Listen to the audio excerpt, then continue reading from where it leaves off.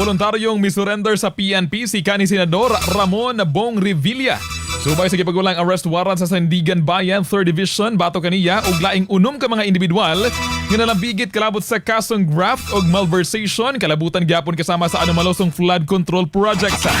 Sa mamahayag ni Revilla gikasubo niya ang maong arrest warrant. Di nagtuo siyang walay due process ang gihimo kaniya og nasayrang duna sa hold departure order batok sa nahisgutan.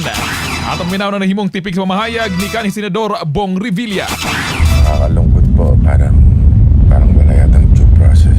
Pero ganun pa man, haharapin ko to na walang takot. Hilingin ko lang, hingi ako ng panalangin. Patatagin niyo rin po ang aking pamilya. Kagahapon, i-aresto na sab sa National Bureau of Investigation con NBI sila kanhi DPWH Bulacan Assistant District Engineer Bryce Hernandez og Engineer JP Mendoza sa NBI. Samtang gikumpirma sa Department of Justice kun DOJ. Nga magkatubang sa kasong plunder si kanhi DPWH Secretary Manuel Bunuan kalabot gihapon sa issue sa flood control anomaly.